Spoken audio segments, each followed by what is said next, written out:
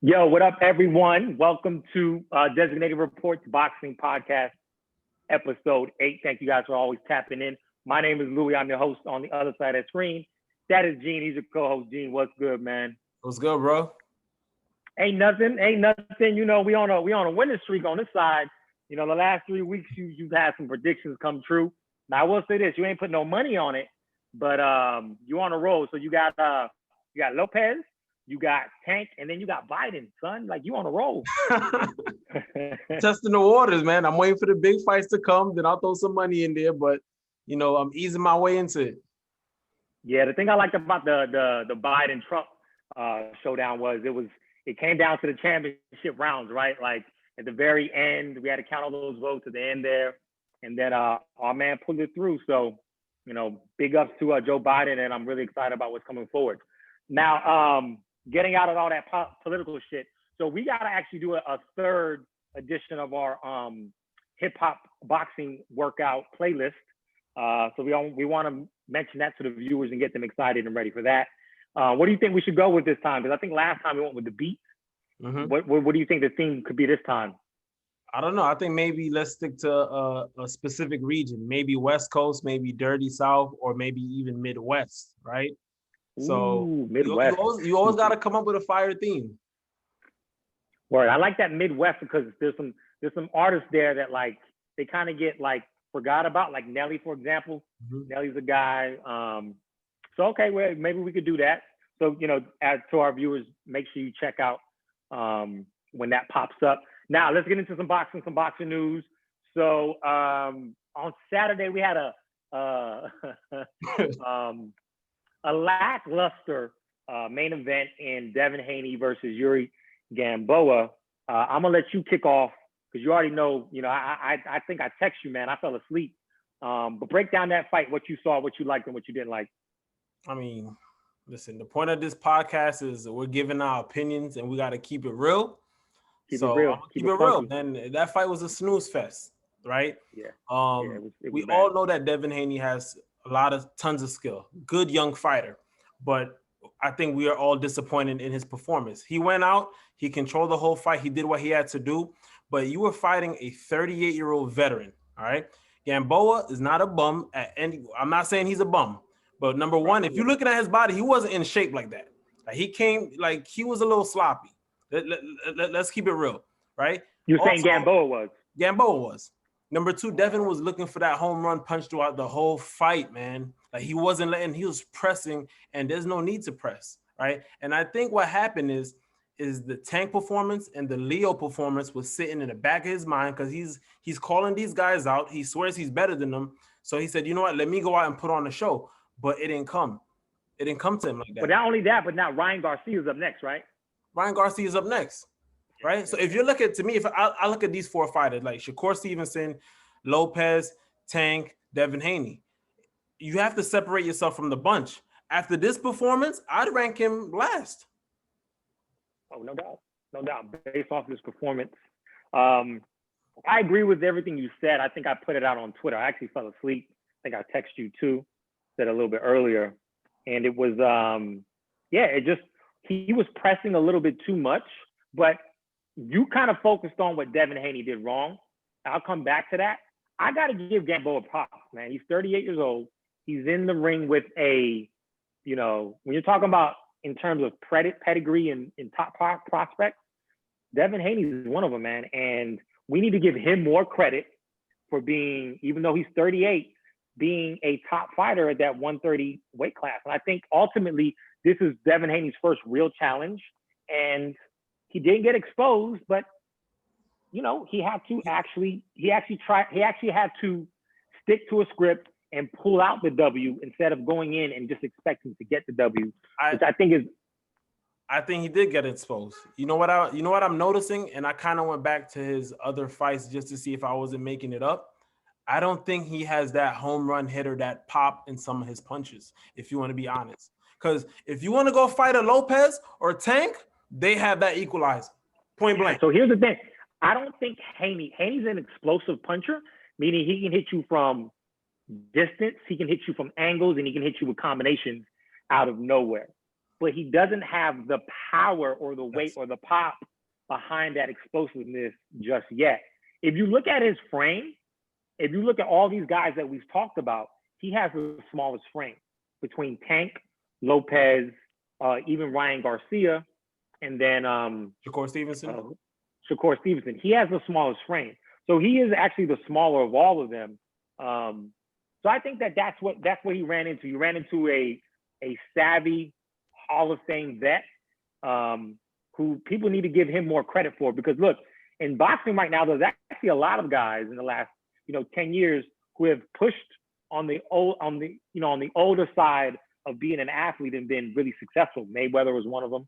Sergio Martinez is another one that comes to mind. Bernard Hopkins going a little further back. So you can definitely, Manny Pacquiao's pushing 40.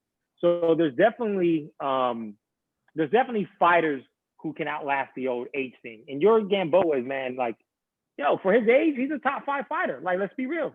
And no, we're gonna be real, but you also have to remember that every time Gamboa fought a great fighter, they done dropped his ass a lot. Terrence Crawford done dropped him a lot. Tank dropped him a lot. Even though it went 12 rounds, Tank done dropped him 3 or 4 times, right? So now going back to that point that you just made about power, I feel like when it comes to boxers, power is like being a QB, right? QB who has arm strength and who don't have it, right? Some QBs are just born with it, like a Aaron Rodgers, like a Brett Favre. They have that arm strength. Some don't, like a Chad Pennington. We're both Jets fans. He ain't have no arm. But he had the accuracy. Right? Just going back and watching Devin, he has all the tools, but he's missing that power that he needs, especially when you fight these guys. You have to have it. Yeah, I think that, but look, so his pedigree is very much, he was very much raised as a professional fighter from a young age. So that's part of the reason why he had a great amateur career, but, he wasn't a gold medalist or something like that. But he's very similar to Floyd Mayweather in the sense that Floyd Mayweather, although he dominated coming out very early, he didn't have the power behind his punches until a few more years. Yeah, we're not talking about when he's knocking out cab drivers, son. We're not talking about that. Yeah, Floyd first when he fights, he knocked out damn near everyone he fought, though, man. Come on. We're not counting the cab drivers, son. We're not counting the cab drivers. It came on later on where where people considered him a knockout puncher. I think that's going to happen with Devin Haney because he's going to knock you out from accuracy and accumulation of punches versus that one hitter quitter.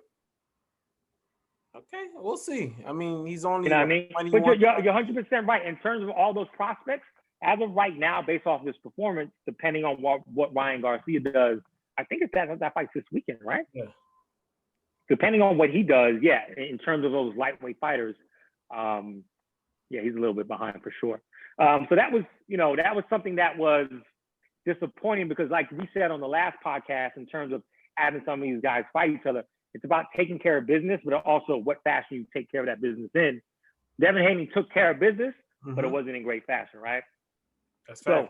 So moving on to some the biggest name in boxing, we've heard recently Canelo Alvarez has been let go from his contract with Danza and I think Golden Boy, right? Mm-hmm. Yeah, DAZN and Golden Boy. Yeah. Yeah, I always fuck up the Danza and DAZN. Yeah. You saw Tony Danza. Remember that show? Who's the boss? Tony Danza. No, that wasn't my Steve, son. That was you. That wasn't my Steve. Oh wait, the little Italian dude. Come on, bro. You used to don't front for okay, my bad. Come on, man. We ain't have cable growing up, man. You definitely watched that show. I was front for like 10 seconds. So all right, so Canelo Alvarez is separating himself from some type of management team. He's gonna now basically manage himself, taking steps in the Floyd Mayweather kind of path. So what do you see from a strategic standpoint of why he's doing this? Excuse me there. I think he's after the bag. I think from the outside looking in, this was a big blow for Golden Boy Promotions because even to this morning, I went on the site to see the fighters that they have, and I couldn't even name 5 of them except for Ryan Garcia. And all reports are saying that he might leave when his contract situation is up, right? So we're in an age of where athletes are empowering themselves. they're looking at it like, what can you do for me that I can't do for myself, right? I'm the biggest name in boxing. I'm the biggest draw. I have the best pay-per-views. And from what I've been understanding is that he wanted to fight certain fighters, but Golden Boy didn't want him to go in that direction, right? And he wanted to fight your guy, Billy Joe Saunders. Yeah, and they basically said that they didn't think Billy Joe Saunders was worth whatever his minimum is, which is probably like $36 million or something, 26, whatever it is. So at that point, if Canelo's probably like, you guys are going to get your money anyway. Like, if COVID's happening, that's not my fault. So he's saying, okay, look, if you guys are basically going to be, you know, being a little petty about the money, I'm going to leave and cut you out, and you're not going to get none of my bag. So like you said, you know, he's basically, you know, he put the ball in his court, and he's decided who's going to be on his team, which I like. Well, that's when egos clash, right? I don't understand who's in Oscar's ear that told him that you should do that. That kind of reminds me, remember The Last Dance when you had Jerry Krause and he was just like, well, we're just a great organization. It's not about the coach. It ain't about MJ. And everyone's like, what? It's not about MJ? Okay, you're going to learn soon enough, right? And you have the best fighter in the game, the highest grossing fighter in the game. Whatever he wants, just give it to him. And I'm pretty sure they would have made some good money with Billy Joe Saunders. Like, I don't, you know, I mean, I know COVID kind of messed everything up, but to me on the outside looking in, again, I just don't understand this move. Yeah, I mean, from Canelo's side, we understand it, but from Golden Boys, you know, you had, you know, let's call it what it is. You had the hottest girl on campus, and you lost her interest, basically. You know what I mean? So, you know, that's on you. But I like it for Canelo. Now, talking about Canelo, and there's an opponent that's been thrown out there, and you and I actually named this guy, you know, months ago. And that guy's episode 1. I think you named him episode 1. Yeah. Holla at your boy. Caleb Plant. He's an American dude out of Tennessee. Very skillful. He doesn't have knockout power in the sense of one punch, but he's accurate. I believe he's a southpaw, slippery as fuck. I love the matchup because to me, he's the next person after this, and this is also what I said, it's Charlo. It's one of the Charlo brothers. Yeah. Yeah, it has to be one of those two. Yeah, so if he takes this fight, this is the one fighter that I said if it's not Charlo, to me, it has to be him. So I'm really excited about seeing the fight. Break it down for me from what you see, and what do you think the outcome is going to be? If he takes these fights? Well, if he takes the Caleb Plant fight. I'm leaning 60-40 Canelo. Like you said, Canelo always have problems with boxers that can move well. And Caleb Plant moves well. Like you said, he's not a banger, but he's a boxer. He boxes pretty well, and he seems like he's ready for it. The only thing that kind of shocked me that they're looking at a December 19th date, which is literally down the block. But they've had a long way. 5-6 weeks. Yeah, right? But these guys have been in camp trying to stay in shape, knowing that, you know, there might, you know, there's a lot of fluidity in all these situations, right? Everything's fluid. So, you know, they've probably been in camps, probably taking breaks and getting back in camps just to stay. Because, yo, listen, you still got to get paid. You still got to get the money. You know what I mean? But looking at those two fighters, I'd probably go with the Charlo brother, with Jamal Charlo, to pull up the upset if I had to pick one of the two. You know, they always feel like they're not getting respected, and some of that is their own doing. But if I was a betting man, I would probably pick Charlo over Caleb Plant. But I think people should be ready for a good fight. Wait, so you're saying if Charlo and Caleb Plant were to fight? No, I'm saying between those two fighters, who has a better chance of beating Canelo, I'd go with Charlo. Yeah. Because Charlo does have knockout power, and, you know, he can hit you with one hand and put you to sleep. I don't know if Caleb Plant has that. But the thing that I do like about Caleb Plant that I think might give Canelo some fits is that Caleb Plant's a legit 6'1". Yeah. You know, so a guy who's longer than you, he's probably just as athletic, and probably a little bit better boxer than Canelo. Because if you think about the last time Canelo fought somebody who a lot of people actually thought he lost to, was that the I think the Cuban Lara. Mm-hmm. And a lot of people, if you go back and watch that fight, a lot of people are like, yo, Lara did enough to win to pull that off. Which he's actually a smaller guy and outboxed Canelo. So now you add somebody who's a little bit longer, who's heavier and kind of been in this weight class before. I'm interested to see what happens. I do think Canelo's going to pull it out. I think it's going to go 12 rounds. I don't think Caleb Plant is he's going out on his back. I think he's too much of a boxer and too skilled for that. But moving on to that fight, does happen. I like Canelo, and if Canelo wins, I think that the next thing should be the Charlo fight.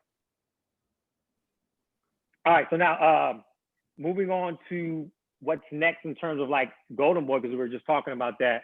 You mentioned a little bit about Ryan Garcia possibly leaving. That would be really detrimental to the Golden Boy's business. I do think Ryan Garcia is probably going to stay there for a little bit longer because he can build up his career through them right now, and then go ahead and leave and then jump on whatever Canelo's going to do. What do you think about that? Nah, I think once that contract situation is done, he's out of there because he's been complaining for the past year and a half as well. Number two, because of social media and other things like that, he's already well known and established, right? So, okay, he leaves Golden Boy. He has options. He can go to PBC with Al Heyman. He can go to Top Rank. Well, I think that's what I'm saying. I think Canelo is going to do, like, you know how Floyd ended up creating TMT and then the promotion, like it was like a joint venture. He was on the promotional side as well. So I think what Canelo is going to do now is he's going to have his own company, whether it's Canelo Promotions or whatever it is. So I think one of his first fighters is actually going to be Ryan Garcia. To your point, when that Golden Boy contract ends. Now, speaking of it's over. Yeah, it's over for Golden Boy, man. Which pisses me off the most because I hate when fighters that went through all that nonsense in their careers and now they're in a position to uplift and build and do the right thing by their fighters, but they fall into the same trap, right? Again, we don't know the inner workings because it is integral details that we don't have, but you just see that same cycle over and over, man. So I'm always on. Well, I think at some. Yeah, me too. I think that, look, I think De La Hoya went through the same thing. Floyd Mayweather went through the same thing. Andre Ward, Mike Tyson. So at some point, the money gets too big where everybody's like, I should be the one getting the bigger cut. Yeah. Right? And nobody's going to give up their authority. So then what happens? Then you end up with a divorce like we're talking about, right? Relationships last 50% in this country anyway. So, but look, so talking about Golden Boy, your man, I think Oscar De La Hoya is like, yo, I'm losing these fighters. I need to get back in the ring because he's talking about having a comeback with Marcos Maidana, who, right? So you're gonna have a Mexican fighter. I understand the big draw with that. Yo, Marcos Maidana might crumble this dude, son. I don't know if it's an exhibition. I don't know if they're gonna have 20 ounces. I don't know nothing, but I know that they're having a rumor. Obviously, you do as well. What are you hearing about it? And what do you think about it? Look, this is what I'm saying. If they're gonna do this fight, it better have these stipulations like the Tyson and Roy Jones fight. Because if this is a regular boxing match, you saw what happened to Leo Santa Cruz. Oscar's getting the same treatment. He's gonna be number one on Twitter for the whole day, boy. He's getting knocked up out of there. 47 years old, haven't fought in a while. I'm not even gonna front. I've never even seen Oscar upload video on Instagram. Training or spar, right? Training. Yeah. And now he wants to jump in the ring with Maidana, who's 2 or 3 years removed from his last fight, only mid-30s? Bro, nah. Yo, but listen, Maidana got the bag and dipped. Facts. He fought Mayweather 2 times. Twice. And he was like, what else am I gonna do in boxing? Yeah. He went down to wherever the fuck he's from. Yeah. You see how much weight he gained? Mad weight. Yeah, but he's losing it. He's slowly losing it. Yeah, he's losing it. But look, that's actually harder to come from than De La Hoya being at least his natural walk around weight versus being deconditioned, out of shape, having to get, that's so. But I do think that he is younger. We do know he has power. And look, the last 2 times he fought was against one of the all-time greats, and he was competitive. So, yeah, De La Hoya. Dude, that first Maidana Floyd Mayweather fight, he almost pulled it out because he was winning the first 3-4 rounds. And remember, I think it was a split decision, right? It was a split decision. And he fought that's what got him the draw. He embarrassed Adrian Broner as well. Like Maidana's fought some guys recently compared to De La Hoya. So I don't know. He just lost. Yeah, after you fight Floyd Mayweather, right? who do you fight after that? Who do you get up for in terms of a challenge and money-wise? Who do you get up? So I understand why he walked away. And plus, at that point in his career, you know, he built his way up. It's not like Canelo, who fought when he was like 23 and still had like a whole 10 years of a career left, you know? Yeah. All right. So, you know, we're wrapping up episode 8. Obviously look out for the hip hop music playlist coming up. As well as, you know, we're going to be doing Boxing Night Out again, breaking out the fight. So we want to appreciate everybody for tapping in, and Gene, let them know where they can find us. Yes. All right. So this episode is going to be uploaded to YouTube. Like, subscribe, hit us back with some comments. We'll comment back. And you can find us on every streaming platform: Spotify, Anchor, SoundCloud, and Apple. Peace. Appreciate you guys rocking with us. Peace.